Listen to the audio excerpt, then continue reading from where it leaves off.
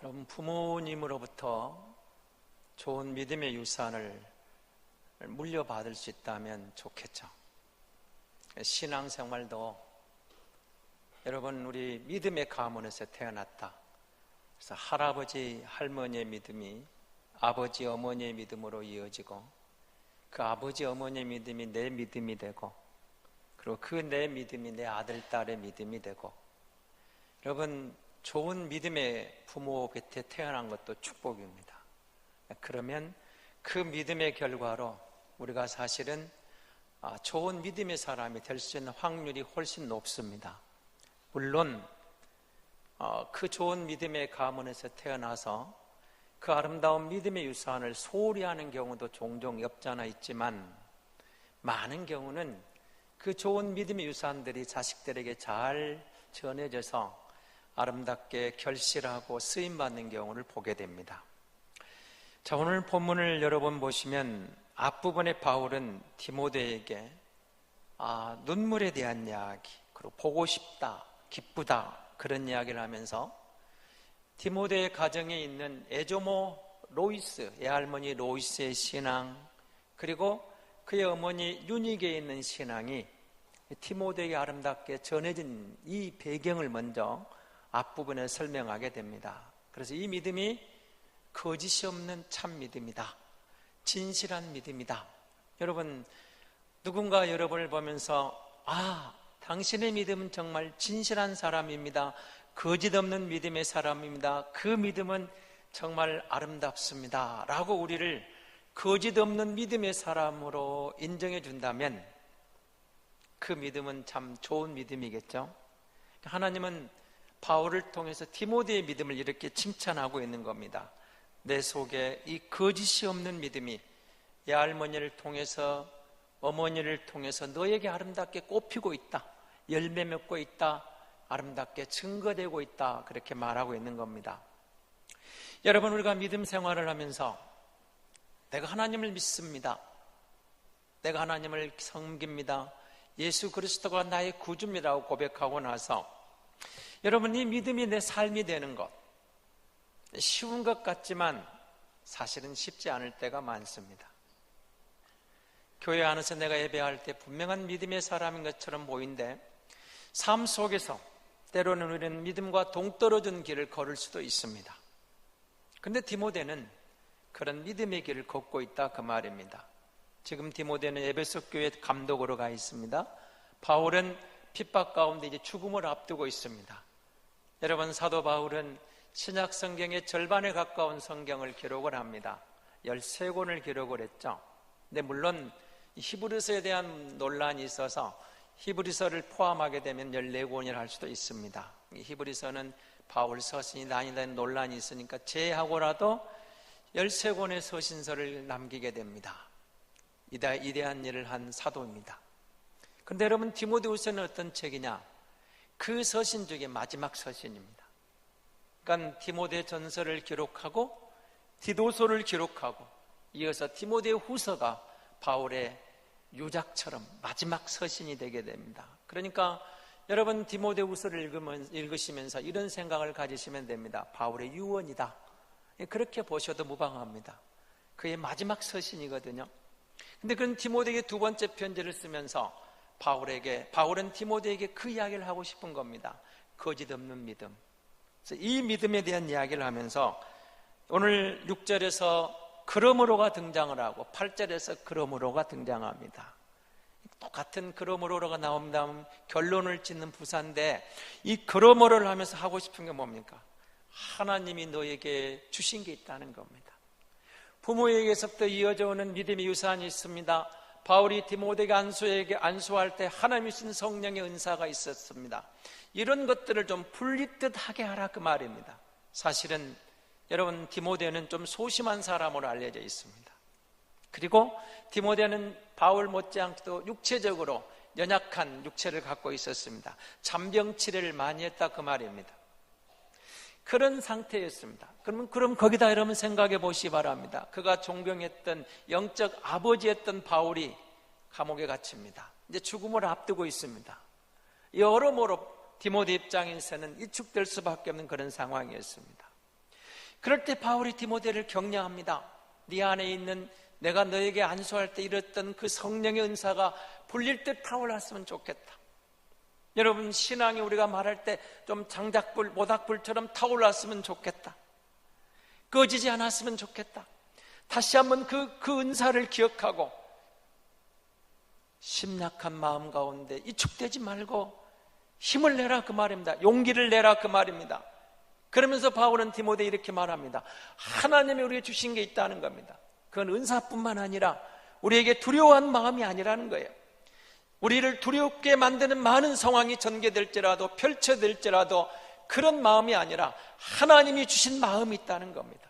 하나님은 우리를 두렵게 하자는 그런 비겁한 영, 주눅드는 영, 그런 영을 주신 영 하나님이 아니고 우리에게 능력을 주셨다는 겁니다. 사랑을 주셨다는 겁니다. 우리에게 절제의 영을 주셨다 그 말입니다.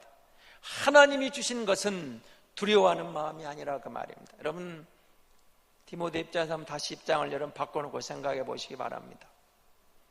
에베소 교회를 심호합니다. 그런데 아직 디모데는 바울에 비하면 어린 사람이었습니다.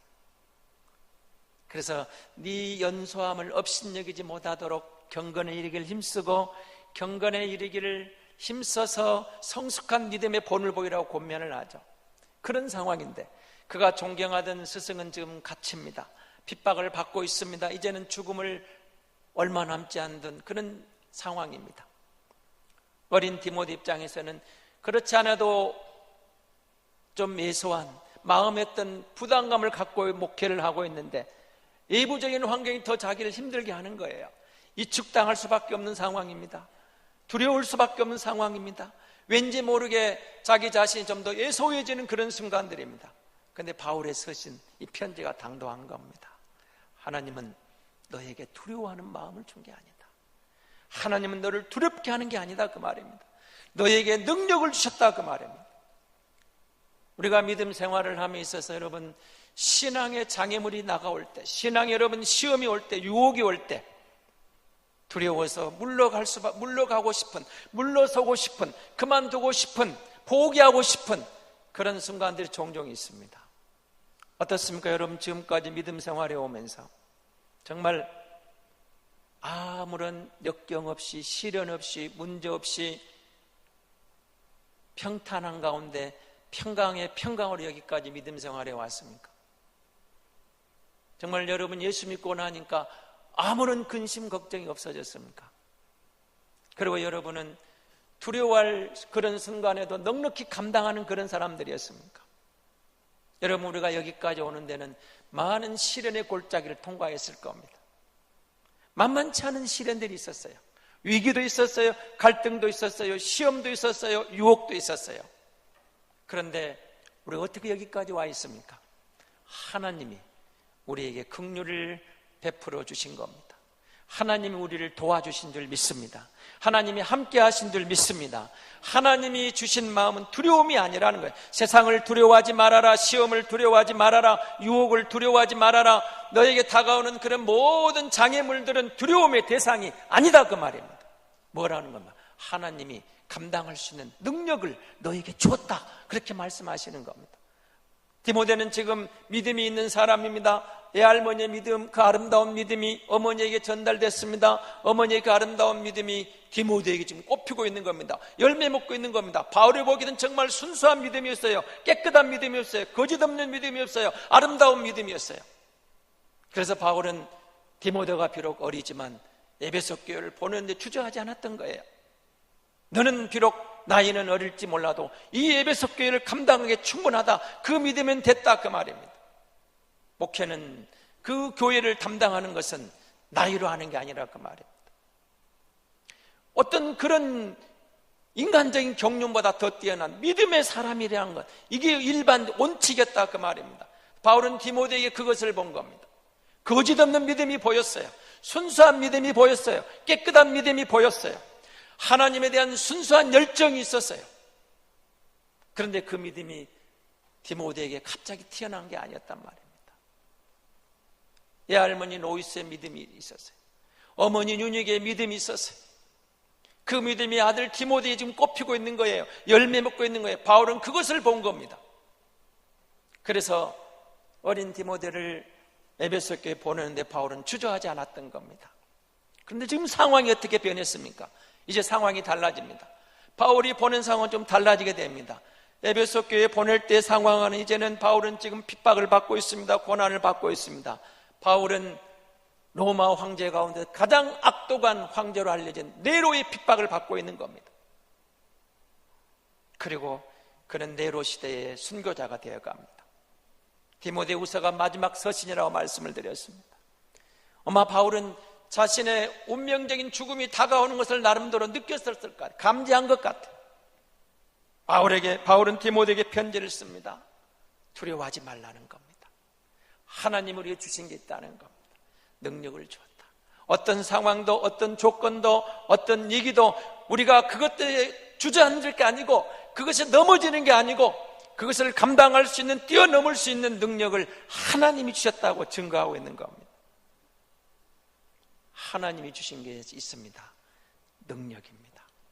사랑하는 성도 여러분, 우리가 지난주에 새벽 기도회를 보면서 지금 욥기 마무리를 하고 있습니다. 하나님이 욥에게 나타나셔서 마지막 장면들입니다. 욥은 왜 내가 이런 애매한 고난을 당하냐고 답을 듣고 싶은데 하나님은 답을 주지 않아요. 근데 답을 주지 않으면서 무슨 말씀을 하시는 겁니까? 네가 누구냐? 계속 질문합니다.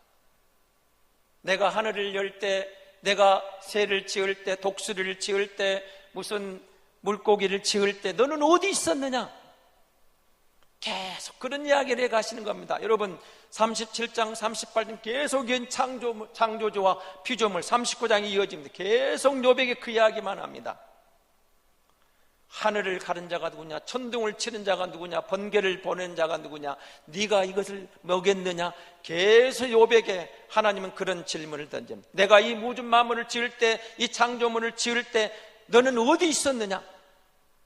이 피조물들이 각기 독특한 독특성이 있어서 그들에게 본성이 있어서 본능이 있어서 이렇게 살아가는데 그것을 네가 주었느냐? 욥에게 계속해서 이야기를 합니다. 욥이 할 말이 없어요. 뭘 말씀하고 싶은 거예요? 나는 창조주다. 너는 피조물이다. 욥이 답을 찾습니다. 뭘 찾는 겁니까? 내가 애매히 고난당하는 것 같아서 도저히 이해가 안 돼서 친구들 때문에 불평도 하고 원망도 하고 생일을 저주하기도 하고 나는 하나님이 왜 이렇게 나를 방치하는지 모르겠다. 하나님이 공의로우신 분인데 왜 이러느냐고. 욥은 말 가운데 실수를 하기도 합니다. 그런데 하나님의 말을 들으면서 욥은 이제 말을 잃어버리는 거예요. 할 말을 잃어버립니다. 하나님이 하나님이십니다.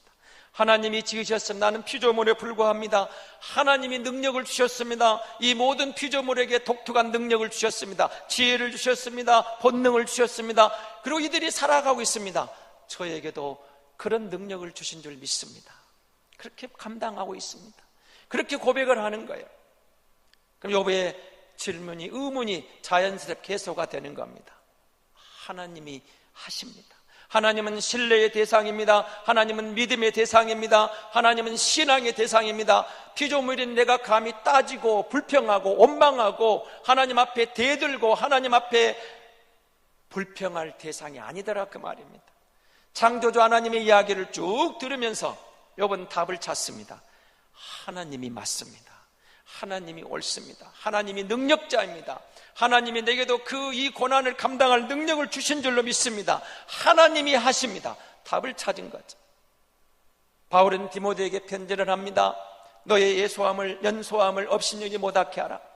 너는 두려워하지 말아라. 하나님이 주신 것은 두려워하는 마음이 아니다. 너의 목회 환경이 힘들지 몰라도, 어려움이 겹칠지 몰라도, 내가 당하는 시련을 보면서 너에게 절망감을 가져다줄지 몰라도 하나님이 주신 것은 두려워하는 마음이 아니다. 담대하라. 하나님 내게 능력을 주셨다. 걱정하지 말아라. 하나님을 신뢰하라. 하나님을 의지하라. 하나님을 믿어라. 하나님이 내게 감당할 수 있는 능력, 헤쳐나갈 수 있는 능력을 주신 줄로 믿노라. 지금 그 이야기를 하고 싶은 거예요. 사랑하는 성도 여러분, 다시 여러분에게 묻고 싶습니다. 지금 여러분의 상황은 힘들지 않습니까? 오늘 시편 22편 오늘 새벽 본문입니다. 다윗이 하나님께 그렇게 기도합니다. 왜 하나님이 안 계신 것처럼 내게 내 기도를 이렇게 외면하십니까? 내 탄식 소리를 왜 듣지 않으십니까? 하나님, 나의 하나님, 나의 하나님, 어찌하여 나를 버리신 것처럼 나타나십니까? 하나님은 내 기도에 응답을 하지 않아요. 하나님이 안 계신 것 같아요. 악인들은 계속 나를 공격해요. 네 하나님이 어디 있느냐고. 다윗이 답답합니다. 탄식해요. 하나님 어찌할 바를 모르겠습니다. 그러면서 다윗이 이런 결론을 내립니다. 탄식하는 가운데 하나님은 믿음의 대상입니다. 신뢰의 대상입니다. 하나님이 지금 내게 바로 대답하지 않아도, 내게 바로 다가오지 않아도 하나님은 살아계십니다. 하나님은 나와 함께 하십니다. 나는 그 하나님을 믿습니다. 나는 그 하나님을 신뢰합니다. 나는 그 하나님을 의지합니다. 하나님은 우리의 믿음의 대상인 것을, 신뢰의 대상인 것을 고백하게 되는 겁니다. 사랑하는 성도 여러분, 바로 지금 그 순간, 바로 그 상황, 그곳에서 하나님을 인정해 보십시오. 범사에 하나님을 인정하라. 하나님을 인정해 보십시오. 그 하나님의 능력을 한번 바라보십시오. 우리가 그를 신뢰하고 의지하면 하나님께서 능력을 주셔서 우리의 바로 그 문제를 감당할 수 있도록, 이겨낼 수 있도록 도와주실 줄로 믿습니다. 하나님, 우리에게 두려운 마음이 아니라, 비겁한 마음이 아니라, 물러서는 마음이 아니라 능히 감당할 수 있는 믿음, 능력을 주신 줄로 믿습니다. 그래서 이제 바울은 디모데에게 계속 이야기합니다. 하나님이 주신 것이 능력입니다. 사랑입니다. 절제입니다. 여러분, 우리가 예수 믿고 나서 우리는 관계란 말을 많이 합니다. 관계. 하나님과의 관계가 바로 되어 있는가? 여러분, 하나님 앞에 나아갈 때 어떤 마음입니까? 하나님이 두렵지 않습니까? 어떤 사람은 너무 하나님을 두려워하는 사람이 있어요. 하나님의 공의 앞에 나의 어리석음과 약함을 비춰보니 하나님이 심판대로 다가오니까 너무 두렵다는 거예요. 하나님이 두려워요. 하나님의 심판이 두려워요. 하나님 내게 벌 줄까 봐 두려워요. 근데 여러분, 성경을 읽으시면서 공의로우신 하나님, 그 이면에 등장하는 하나님을 꼭 만나셔야 돼요. 우리를 긍휼히 여기시는 하나님, 우리를 불쌍히 여기시는 하나님, 우리를 동정하시는 하나님, 우리를 용서하시는 하나님. 여러분, 우리가 그 자비로우신 하나님의 손길에 의해서, 그의 긍휼의 손길에 의해서, 그의 동정심에 의해서 그가 우리를 불쌍히 여기셔서 예수 믿고 하나님의 자녀로 오늘 이 자리에 있는 줄로 믿습니다.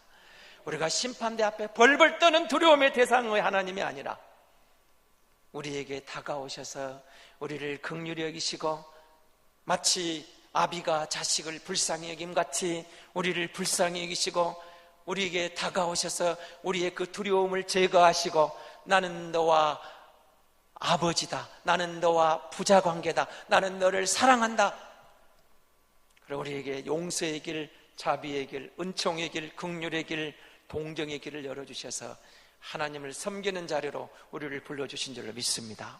우리가 그 은혜를 입었습니다. 그가 우리를 긍휼히 여겼어요. 그가 우리를 동정하시는 거예요. 그럼 여기 말하는 사랑이 뭐겠습니까? 우리가 그 사랑을 입었다, 그 말입니다. 그 은혜를 입었다, 이 말입니다. 그러면 이제 우리는 우리 주변 사람들을 보셔야죠. 하나님과의 관계가 회복됐으면 이웃과의 관계를 회복해야 됩니다. 사랑의 눈으로 보라는 것, 용서의 눈으로 보라면, 주님이 나를 용서하신 것처럼 용서하고, 주님이 나를 사랑하신 것처럼 사랑하고, 주님이 나를 긍휼히 여긴 것처럼 긍휼히 여기고. 여러분, 우리 이웃은 두려움의 대상이 아니에요. 사랑의 대상이라는 것. 여러분, 가족 간에도 여러분 아버지가 너무 두려운 사람들이 있더라. 우리 아버지는 너무 두렵다. 여러분, 아버지는 두려움의 대상이 아니에요. 두려움의 대상이 아니에요. 표현이 좀 다를 뿐이에요. 아버지 속마음을 보세요. 애틋한 마음, 표현 못하는 그런 마음이 있지만 아버지의 마음을 여러분 읽어보시면 그 아버지의 마음에 사랑이에요. 사랑. 드러나는 자상한 어머니보다 더 깊은 사랑이 아버지 마음에 있어요. 아버지는 두려움의 대상이 아니에요. 성도와의 관계에서, 여러분 만나는 이웃과의 관계에서 사람들은 사람을 두려워하라 하지만 하나님은 우리 보고 사람을 사랑하라고 그러시는 거. 하나님이 그 능력을 주셨다는 거예요. 네가 사랑할 수 없으면 내가 너에게 그 능력을 주마. 여러분, 저와 여러분이 믿음뿐만 아니라 신앙의 삶의 여정에서도 하나님의 능력이 아니면 안 되는 것을 고백하잖아요. 바울이 그렇게 고백하는 것처럼 나된 것은 하나님의 은혜라고 고백했던 것처럼 우리가 사는 것도, 우리가 감당하는 것도, 우리가 그것을 이겨내는 것도 하나님의 은혜예요. 하나님의 은혜. 하나님이 나를 도와주셨습니다. 하나님이 함께 하시면 안 돼요. 하지 않으면 안 되는 거예요. 어떤 사랑도, 진정한 사랑은 하나님의 사랑이 아니고는 불가능하잖아요. 하나님이 우리에게 그 능력을 주었다는 겁니다.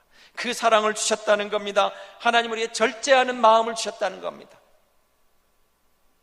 여러분, 입장을 한번 바꿔놓고 생각하시기 바랍니다.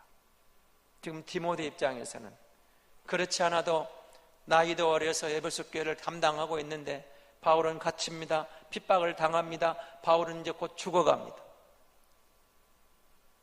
디모데도 아마 예상은 했을 것 같아. 디모데후서는 바울의 마지막 서신이라고 그랬습니다. 죽기 직전의 서신입니다. 이 디모데가 여러분 이축하지 않겠습니까? 그렇지 않아도 소심한 성격이었는데, 나이도 어린데, 그리고 에베소 교회는 많은 신앙의 도전들이 밀려오고 있는데 정신적인 지주가 됐던 바울마저 핍박 속에서 죽음을 앞두고 있다, 그 말입니다. 얼마나 힘들겠어요. 바울이 편지를 쓰는 겁니다. 아니다, 하나님을 믿으면 된다. 나를 기대지 말고, 나를 의지하지 말고, 나는 너의 영적 스승이요 영적 아버지지만 나를 의지하지 말고 하나님을 의지하면, 하나님을 바라보면, 하나님을 신뢰하면, 하나님을 믿으면 하나님이 능력을 주실 것이다. 하나님이 함께 하실 것이다. 하나님이 감당케 하실 것이다. 하나님이 너를 인도해 가실 것이다. 그렇게 말씀하시는 거예요. 사랑하는 성도 여러분, 우리 인생의 키를 내가 잡으면 흔들리지만 하나님이 잡으시면 가장 안전하게, 바르게 내 인생이 운행되는 줄로 믿습니다. 우리가 가는 길이 그렇습니다. 내가 주어진 사명도 그렇지만 내 인생도, 여러분 내 키를, 그 키를 내가 잡으니까 흔들려요. 여러분 주님께 맡겨보십시오. 우리의 믿음의 대상이요 신뢰의 대상인 주님께 맡기면 하나님이 우리 인생을 운행하실 때, 때로는 풍랑이 이는 것 같고 파도가 치는 것 같아도 가장 안전하게, 가장 보람있게, 가장 멋있게, 가장 아름답게 우리 인생을 이끌어 가시고 열매 맺게 도와주실 줄로 믿습니다. 그 하나님, 우리가 믿는 하나님입니다. 그런데 여러분 8절을 보십시오. 그러므로 또 한 번 나와요. 그래서 오늘 사실 본문은 6절, 7절로 마무리를 하려 했는데 8절을 다시 붙였어요. 그러므로 8절 한번 같이 한번 읽어볼까요? 그러므로 너는 내가 우리 주를 증언함과 또는 주를 위하여 갇힌 자 된 나를 부끄러워하지 말고 오직 하나님의 능력을 따라 복음과 함께 고난을 받아라. 그렇게 나옵니다. 여러분, 지금 디모데가 바울에 대해서 염려했겠죠. 기도했겠죠. 그런데 바울은 디모데에게 부끄러워하지 말아라 그럽니다. 뭘 부끄러워하지 말라 그 말입니까? 복음을 부끄러워하지 말아라. 뭘 부끄러워하지 말라 그 말입니까? 내가 갇힌 것을 부끄러워하지 말아라. 여러분, 우리가 복음을 부끄러워하지 않으면 내 인생 여정 마지막 끝자락에서 주님을 배울 때 주께서 우리를 부끄러워하지 않고 받아주실 줄로 믿습니다. 바울은 그걸 본 거예요. 우리가 복음을 부끄러워하지 말아라. 복음 전하는 걸 부끄러워하지 말아라. 복음의 증인되는 삶을 부끄러워하지 말아라. 지금 상황은 그게 아니에요. 로마는 계속해서 성도들을 핍박해 옵니다. 잡아가둡니다. 죽입니다. 여러분, 카타콤의 순교자들처럼, 그리고 로마 온영 경기장에 짐승의 밥이 되는 기가 막힌 지금 순교의 순간들, 어려움의 순간들, 생명을 걸고 예수를 믿어하는 그런 상황들이 계속됩니다. 복음을 전가하기가 쉽지 않았어요. 복음을 시인하다가 생명을 잃을 수도 있는 그런 상황들이었어요. 근데 바울은 담대합니다. 복음을 부끄러워하지 않았습니다. 자, 바울이 감옥에 갇혀 있습니다. 여러분, 우리 가족 중에 누가, 우리 성도들은 누가 감옥에 갇혔다, 그게 여러분 자랑거리는 아니잖아요. 그렇죠? 누군가가 지금 감옥에 있어요. 자랑거리입니까? 바울은 사실은 잘못한 게 없어요. 잘못한 게 있다면 복음을 전한 거예요. 예수님을 사랑한 거예요. 복음에 정이 있는 거예요. 그것 때문에 감옥에 갇혀 있어요. 부끄러울 게 하나도 없지만, 여러분, 누군가가 감옥에 있다는 것을 자랑하고 나팔불 만한 상황은 아니잖아요. 그런 상황은 아닙니다. 근데 바울은 디모데에게 편지를 합니다. 복음 증거하는 것을 부끄러워하지 말아라. 내가 감옥에 있는 것 때문에 부끄러워하지 말아라. 내가 핍박당한 것 때문에 부끄러워하지 말아라. 그리고 너는 하나님이 주신 능력이 있지 않느냐. 나와 함께 오히려 이 복음의 고난에 동참하는 것을 즐거워하라. 복음을 부끄러워하지 말아라. 오히려 역설적으로 복음의 고난에 동참하라, 그렇게 말하는 겁니다. 왜 그랬을까요? 여러분, 복음 증거가 그때도 진리고 지금도 진리입니다. 예수 그리스도가 그때도 사람에게 생명선이었고 지금도 우리에게 생명선입니다. 복음을 위하여 핍박받는 것은 부끄러움의 대상이 아니었습니다. 복음을 위하여 핍박받는 것은 사실은 영광이었습니다. 힘들지만 영광입니다. 어제 대학 후배가 목사가 되어 있는데 이제 카톡으로 문자가 연락이 왔어요.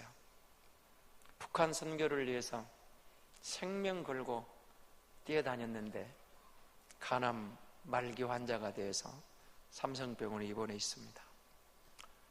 그래서 같이 한번 가보자. 대학 2년 후배입니다. 목사가 되어서 풍력당을 가슴에 안고 대학 졸업에 지금까지 헌신해 왔는데 남은 것은 간암 말기가 되어서 의사는 한 달을 넘기지 못한다는 판정을 내렸습니다. 여러분, 상황이 어떻습니까? 이런 이야기를 들으면 하나님 왜 이러십니까? 그럴 말이 나오죠. 왜 이러시는 겁니까? 그런데 하나님이 능력을 주세요. 꼭 치료하는 것만이 능력일까요? 그것을 감당할 수 있는, 그것을 이해할 수 있는, 그것을 믿음으로 받아들일 수 있는 그런 능력을 주시는 하나님이라 그 말이에요. 그렇습니다, 여러분. 우리가 이해 안 되고 감당이 어려운 순간 같아도 하나님에 대한 신뢰의 끈은 놓치지 마십시오. 주님은 믿음의 대상입니다. 이 믿음을 포기하지 마십시오. 이 진리를 포기하지 마십시오. 하나님이 능력을 주셔서 그 아픔도, 그 위기도, 그 시련도 감당해내게 하시고 마침내 하나님 앞에 고백하며 하나님의 은혜로 감당했습니다라고 고백할 그 순간을 주실 줄로 믿습니다. 우리는 그 하나님을 섬기는 성도입니다. 두렵습니까? 우리에게 다가오는 상황이 두렵습니까? 지금 내 앞에 놓여있는 건너갈 강이 두렵습니까? 내가 감당할 그 일이 두렵습니까? 하나님이 주신 마음이 아닙니다. 하나님이 주신 마음은 능력을 주신다 하겠습니다. 성령으로 우리의 능력을 주십니다. 감당케 하십니다. 이기게 하십니다. 승리케 하십니다. 하나님이 우리를 도와주심으로 우리 믿음의 여정에서, 우리의 삶의 여정에서 어떤 순간이 와도 하나님이 주신 능력으로 넉넉히 감당하고 승리하게 될 줄로 믿습니다.